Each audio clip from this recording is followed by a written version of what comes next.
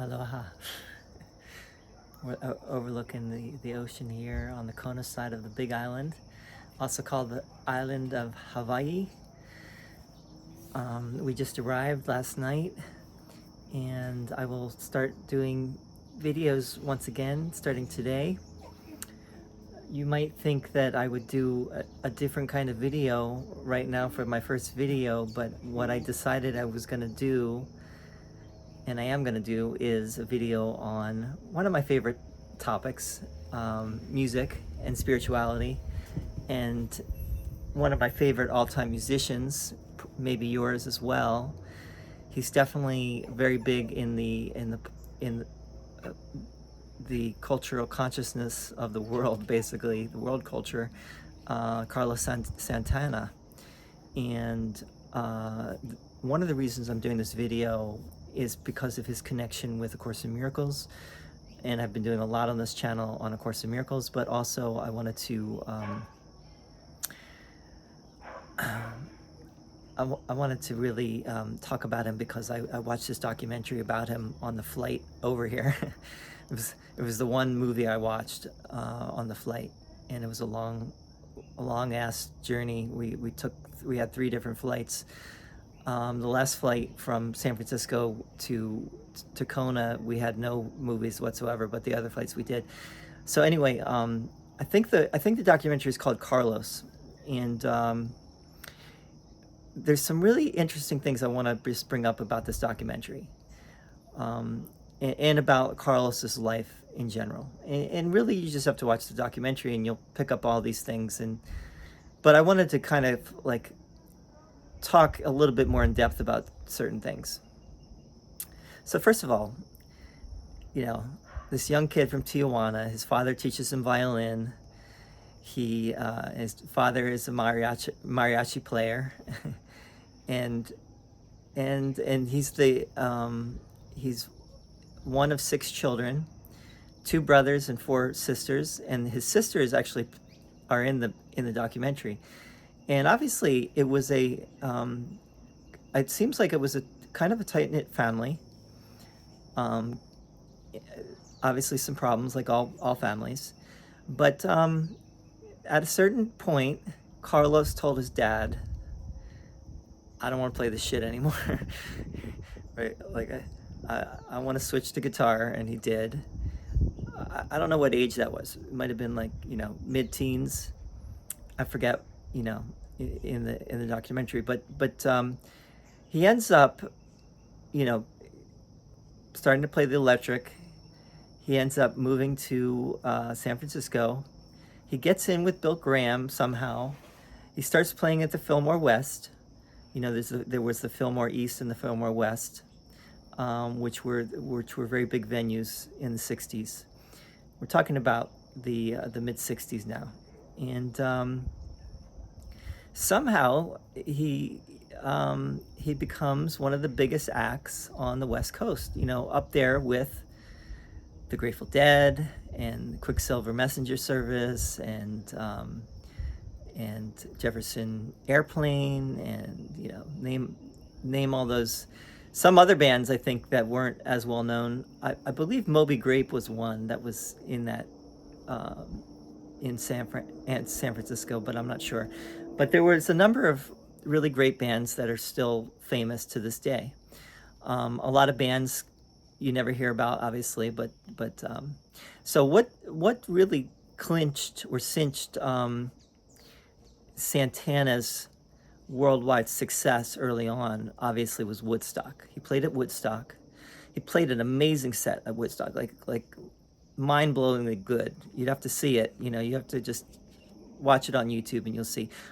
So many of those acts at Woodstock, were so good. And when the movie came out in 1970, Woodstock was in August of '69. When the movie came out the following year, all those acts became huge names, and Santana was one. And he was just a young kid. You could watch, see how young he is in that video or that movie. And the story is that Jerry Garcia gave him some mezcalito, some some mescaline pills. Santana took them thinking that he was going to go on much later than he actually did. So he was basically peaking on mescaline when he went on stage, which is really incredible that he was able to hit all those notes, as well as he did, considering that was going on.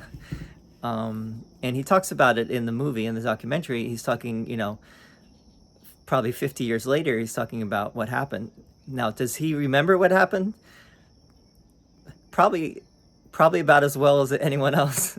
Like I'm sure he probably doesn't. He can't put himself back into what he was feeling and thinking at that time.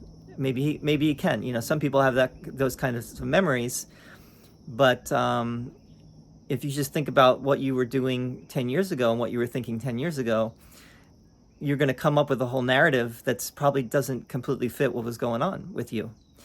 So I think it's probably the same thing with Carlos, but I think I'm shaking a little bit. I'm going to try to hold it like this now.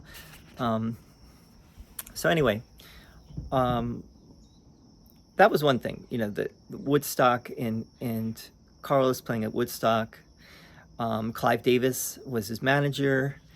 That was before Woodstock, was before they even cut their first album. And then, basically Carlos's band went through many incarnations over the years. Another thing that I want to just bring up, though, early on here and really emphasize is that Carlos at first was not into drugs at all. And then someone, in San Francisco gave him some pot. And then he got into the rock and roll lifestyle, the next few years. He talks about that in the movie. But then he realized that that was not working, and he followed this guru named Sri Chinmoy. He's in the movie. This is a big part of Carlos's development. He followed this guru, and this guru is a very interesting character. And I want to do a video, I think maybe just on Sri Chinmoy. But at that time, two of the greatest guitar players in the world were following Sri Chinmoy, and that was Carlos and John McLaughlin.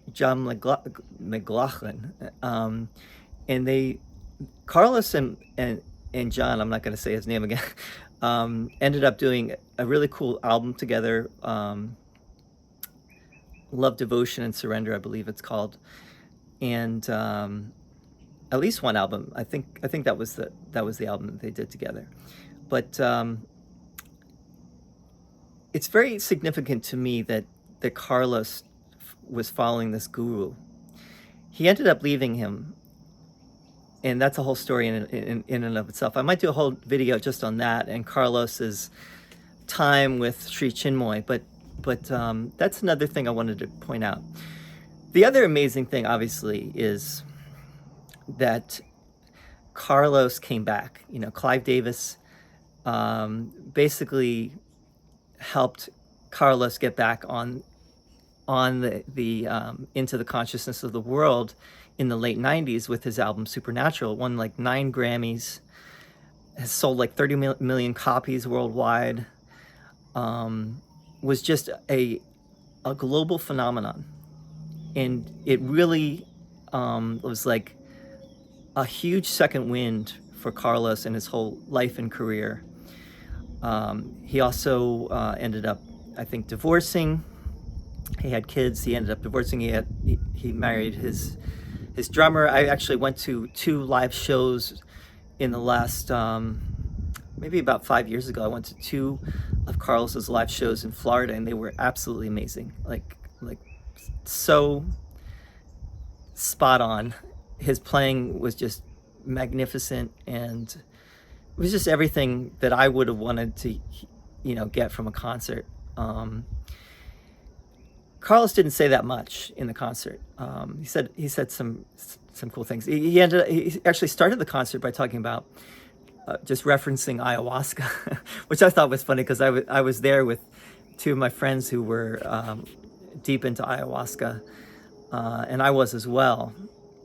So I thought that was interesting, and he was bringing it in as if he was talking about like we're doing this is like an ayahuasca ceremony that he was doing, and to me it was like bringing in that pure, high, loving consciousness, and the whole concert was suffused by that, and it was just so it was like perfection to me.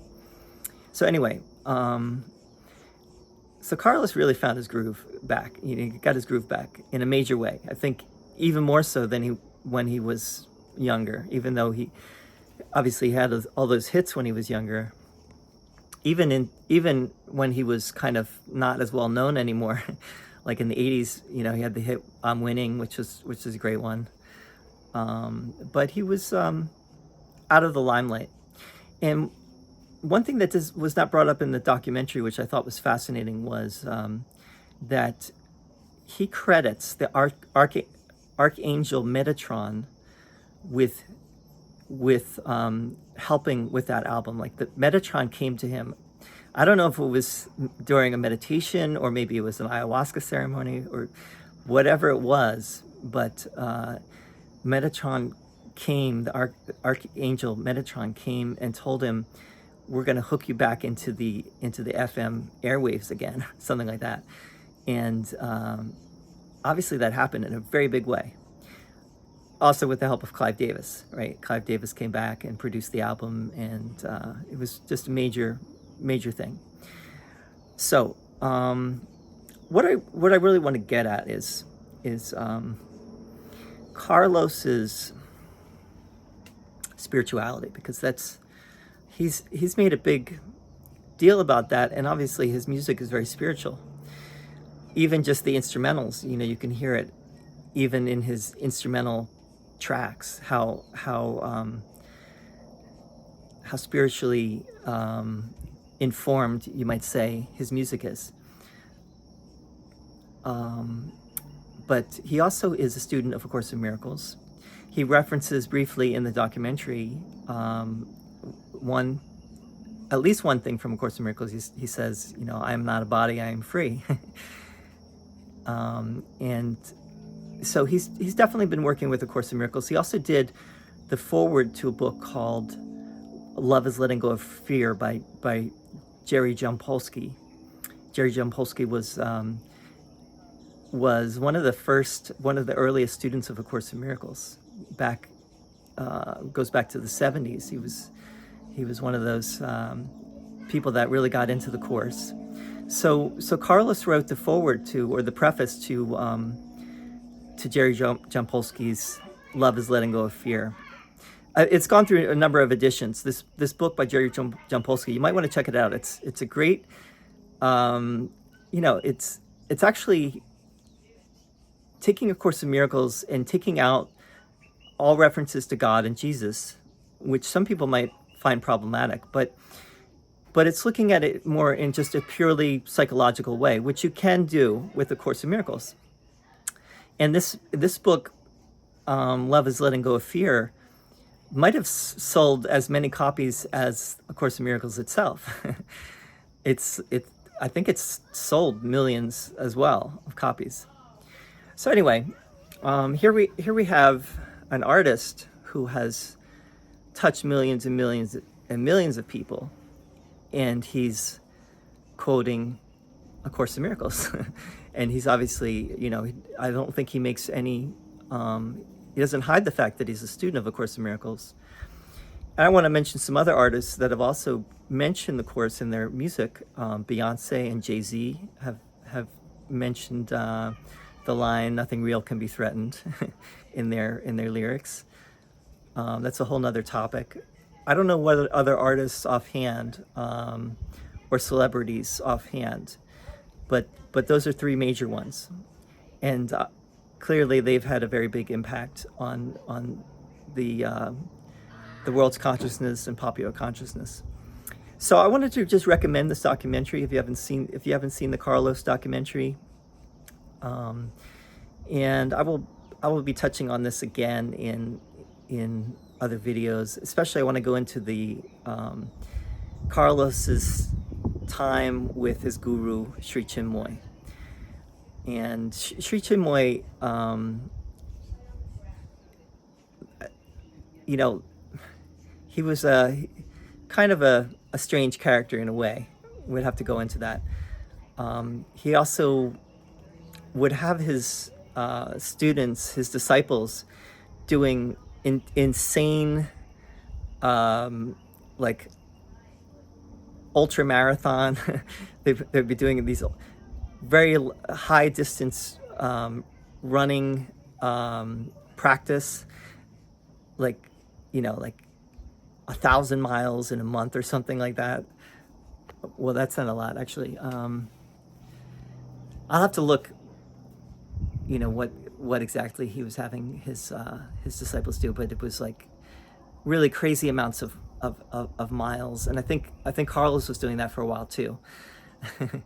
But anyway, would love to hear your thoughts on this, and thoughts on Carlos and the documentary, and Metatron, and yeah, one other thing that I want to just mention, which I think is also worth mentioning, is a lot of people were doubting Carlos. They were doubting him. They thought he was a little crazy. He would say crazy stuff. He still says crazy stuff, or seemingly crazy. And then he kind of showed with Supernatural that it wasn't just crazy talk. In a way, you could say the same thing with A Course in Miracles. You can't easily dismiss A Course in Miracles because of how it came, right?